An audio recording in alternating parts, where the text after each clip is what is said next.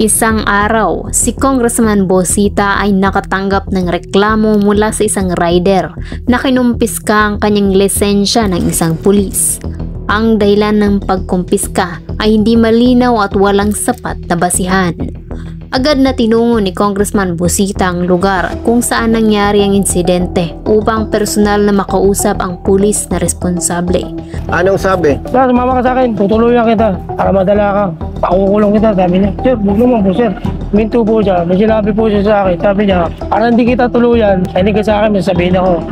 Anong sabi? Pag pinaimpang kita, 1.5. Pero kung may 500 ka dyan, okay na. Sabi niya po sa akin. Kung makakaharap mo yung pulis, makikilala mo yung mukha. Opo, sir. Ang kwento ng driver, pinuli siya ng pulis na naka-uniforme dahil mali daw yung ginawa niyang pag-overtake. Kinuha ang lisensya. Pinasunod at dadalim sa impounding area.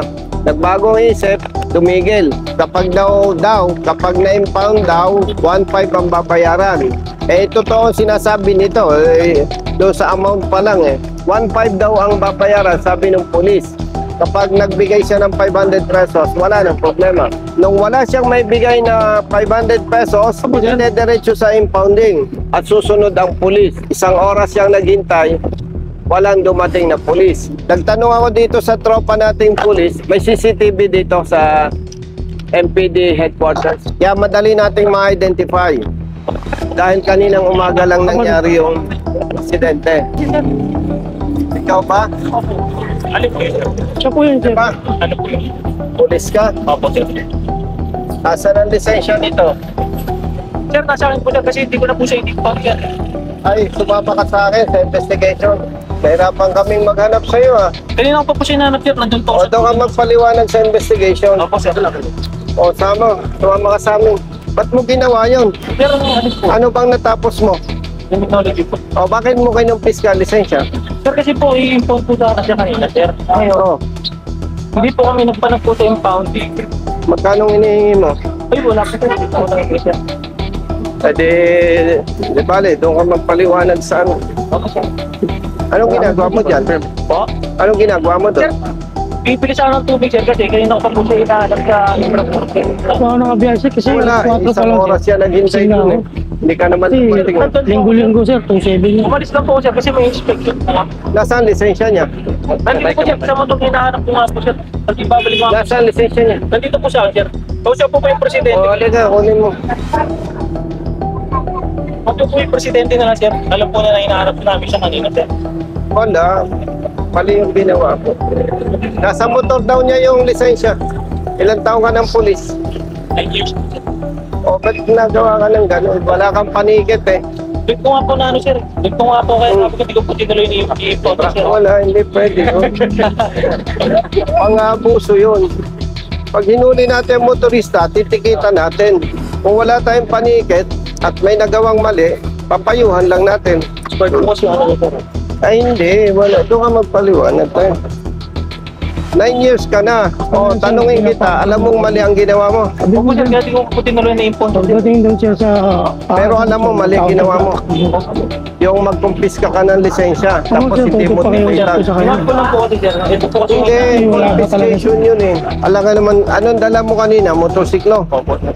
O, hindi ka tatakbuhan yan. Paano niya tatakbuhan ikaw? Hindi ko po magagawa ng O, pumunta yan sa impounding. Nagkakaso ka na ba? Hindi pa. Akaw na unahan mo itong kaso. Sa kanyang pakikipag-usap, iginiit ni Congressman Bosita na hindi tama ang ginawa ng pulis dahil wala itong sapat na dahilan upang kumpiskahin ng lisensya ng rider. Gradual lang po pagbigay ng panikit niya. Ang advice po kasi sa amin, sir, pag wala pang panikit, assistance to MTPB po, sir. Since, sir, yung MTPB, sabi, ang impounding na lang ang maninikit dyan. Mali Kaya yun. yung po ano po namin, sir. Brother, sinasabi ko sa'yo, mali yan. Hindi po pwede yun. Sir, alam po mali, pero yung po... Hindi hamak na mas may pera ka kaysa kanya. Tapos kinumpis ka mong lisensya o RCR yan. Opo, sir. So imagine, maituturing na abuse of authority yan Walang paliwanag yan, brother. Mali yung ginawa mo. Nung makita mo siya, may pasahero siya, wala. Meron po, sir. O yun. May pasahero, ipapa-impound mo. Wala kang panikit. Actually, sir, po kasi yung protocol na, sir. Ay kung sino man ang nag-utos niyan sinasabi mo, mali yun. O pag nag-submit ka ng affidavit, i-mention mo kung sino nag-utos sa'yo at isasama na natin sa kaso. Kasi mayroon tayong tinatawag kapatid na lawful and unlawful order. Criminologist ka. Alam mo yung tama at mali. Pag mali ang utos, huwag tayo sumunod. Ay public service tayo public servants Dapat tama ang ginagawa natin Ay biruin mo, maliit na naghahanap buhay. Ilan ang anak mo? 4 po, sir. 4 anak mo, ikaw? 3 po, sir. Oo. Kung kumpiskan mo lisensya, escortan mo papunta sa impounding or ida-direct mo papunta sa impounding. Mag-consult ka doon sa lawyers, mag-consult ka sa veteranong pulis, mag-consult ka sa boss mo. Wala kang makikita pulis na magsasabi tama yung ginawa mo. Ay dapat may correct ito Paulit-ulit na lang yan Kapatid, naintindihan kita pero maniwala ka sa akin. Kung sinasabi mong may utos na ganon, maniwala ka sa akin, papahamak ka niya. Ano ko na po, sir. Ngayon, ako naman ay retired police, hindi ko kayo kaaway. Gusto ko lang baguhin yung sistema, brother, na may mga pulis na ang pakiramdam, sila na yung pinakasiga. Regardless kung anong explanation natin, may tuturing na pang-abuso sa kapangyarihan yon. Opo, sir. Naniwala lang po sa kanila, sir, na assumption tayo. Ay, kailangan matuto ka na hindi ka dapat nasunod sa mali. Hindi ka naman magiging criminologist kung mahina ka Ako, dati rin akong pulis Maniwala ka sa akin. Siguro, hindi acceptable yung sasabihin ko sa'yo. Pero pag mali ang utos na superior ko, hindi ako nasunod. Di baling masibak ako sa pwesto. Public servants tayo Yes, sir. Kapatid, honestly, kaya ako tumakbo sa politika dahil sa mga ganyang nangyayari. Kaya ako'y tumakbo sa politika. Kasi wala namang magtatanggol sa ganito Ano ba naman ang alam nito? Sir. Tumawag sa opisina ko. Maswerte na lang, kasama ko si Congressman Olivares, yung chairman ng committee namin. Nagkanda kami ng inspection sa Manila Bay. Eksakto, tumawag yung opisina. Si Brother Jerwin, Brother Carlo. Brother Carlo, yan nangyari. Kasi ito, brother, sabihin ko sa'yo, itong katulad niya, pag kinumpiskan mo ng lisensya, doble-doble ang takot nito. Yung may lisensya nga, takot sa pulis Yung pa kayang walang lisensya. Yes, sir. Sir, i-admit na naging procedure, sir.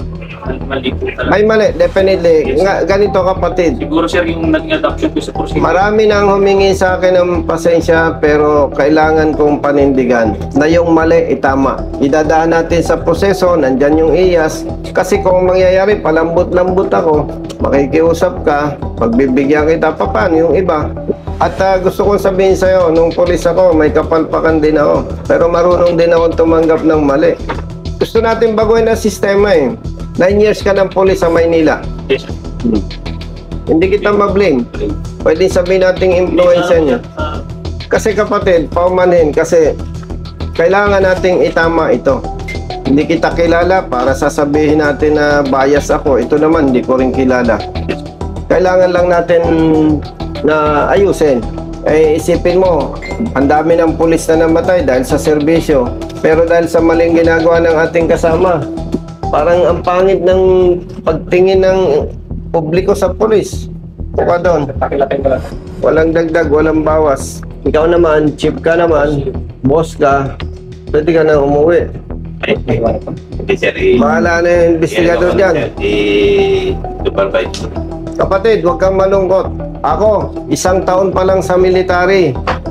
Kamuntik nang ma-dismiss. Nakipagpalit ako ng duty. Walang black and white. Pumalpak yung kapalitan ko. Kailangan pa ba makipagmatigasan doon? Alam mo naging nakatulong sa akin? Sinanay ako ng parents ko na matapat. Pagtanong ng general, diretso yung sagot ko. Walang hesitation. Sabi niya, i-dismiss kita. Yes, sir. Hindi ka ba makikiusap sa akin? No, sir. Bakit? Sir, mali po ako Okay, very good. Hindi na kita ipa-dismiss. Dapat, matuto tayong tumanggap ng mali. At doon tayo mas magiging magaling. Alam mo, yes, sa violations or offense committed, regardless whether in good faith or not, Ano lang yun, sir? Itig-itig. Investigating. Naiintindihan ko. Di ba? Opo, sir. Criminologist ka naman. Yes po, sir. Mag-cooperate ka na lang kasi kailangan nating baguhin ang perception ng publiko. Basta ganito, brother, ha? Bata ka pa sa serbisyo, Yes po, sir. kitang-kita naman na ikaw ay lalaki talaga, Opo, sir. pamilyado. Pag nagkamali tayo, matuto tayong tumanggap ng mali. Opo, sir. At dyan tayo gagaling. Yes po. Dyan tayo matututo. Kahit sabihin mo in good faith, hindi justification yon. Hindi po, sir. Okay na po. Kung... Criminologist ka eh. Yes po, sir. Alam mo yan. Opo. Siguro medyo nadala ka lang ng emotion mo, init ng ulo. Kaya ginawa mo yung mali. Siguro nga po yung sa procedure na... O, wag na natin gawin yun. Baguhin na natin yung mukha Opo, sir. ng PNP. Pahalaga natin yung mga kasama nating namatay dahil sa serbisyo. Katulad nung SAF 44. Yes, sir. Nagbuwis ng buhay. Hindi ba? O, classmate nyo iba doon. Pero dahil sa ginagawa ng ibang pulis na mali, pwedeng unintentional, Tatapuan. natatabunan yung sacrifices. Kaya ano yan, kailangan natin gawin yung tama. Hindi naman dyan natatapos yung career mo eh. Lesson learned. Kailangan lang matuto. Okay? Yes po, sir. Brother, investigator. Sir, sir. Driver, saglit. Hindi ka nakapaghanap buhay maghapon. Hindi na po, sir. Magkano kinikita mo sa isang araw? Kasi po, sir, ang kota ko po niyan, sir. Alas 4 po ng madaling Hindi, araw. magkano dapat kinikita mo sa isang araw? Kailangan po, sir, malagpasan ko po yung kota na 1-2. Ano ba yan? May boundary ka? Inuulugan po, sir. 2-7, isang linggo. O sa isang araw, magkano kinikita mo? Kailangan po maka 1-2 po kung malagpasan ko po yun bago po ako kikita. Dinadaya mo ko eh. Magkano kinikita mo sa isang araw? Sabi ni sir. Ano po, sir? Minsan po, 1-9. 2,000, kulang-kulang. O magkano nawala sa'yo ngayon? Siyempre, nakabiyahe ka pa ng umaga. Hindi na po, sir. Bakit? Ano oras ka nahuli? Kasi nakatatakot po ako, baka mahuli po ako ulit. Sa huli, kinausap ni Congressman Busita ang pulis na 9 na taon na sa serbisyo pero hindi pa alam ang protocol kung paano i-implement ang sistema sa paghuli at pagkumpiska ng lisensya ng driver kapag ito ay may violation. Ganito brother ha. Yes po, sir. Sa ngalan ng public service, gawin lang natin yung tamang proseso. Yes po, sir. Kasi kung hindi natin ito gagawin, hopeless. Diyan ka matuto, diyan ka maging magaling. Okay? Sige. Maraming salamat po, sir. Pasensya Bahala na sa yes. Okay. Brother, let's go. Sige lang, sir. Sige. Super Huwag ka na- bike na to, sir. Anong supervise ang galing ng investigador mo? Alias. Mahirap na. Nahihiya ka lang sa akin. Tatakbo na naman yung day one yan, sir. Day one? O di, salamat. Naabala kita. Ang naturang pulis ay naharap sa isang kaso kung saan si Congressman Busita ay nagbigay ng paliwanag upang maituwid ang baluktot na katwiran ng pulis. Bahala ka. Sige. Bahala ka na dyan, partner. Nagmano daw yung investigador sa hipe. Kaya, Oo nga. Hindi, brother, trabaho lang to. Yes po, sir. Sa ngalan ng batas, sa ngalan ng public service, para sa pagbabago. Kasi sir po ng finance investigation, meron na ata kayo staff na sir po. May complaint din sir. Ako ang nakausap. Ako na. Okay, sabi ko, wala problema. Basta kayo Hindi, basta tama. Kampi-kampi tayo. Iyas ha. Yes, sir. follower mo ko sir. Hindi tayo. Iyas. Dumaan ako sa pagiging polis. Kaya sasabihin ko sa'yo, sorry, kasi dapat uuwi ka na eh. Okay lang, sir. Ganun talaga. Pero, di ba? Yes, sir. Salamat ha. Yes, sir.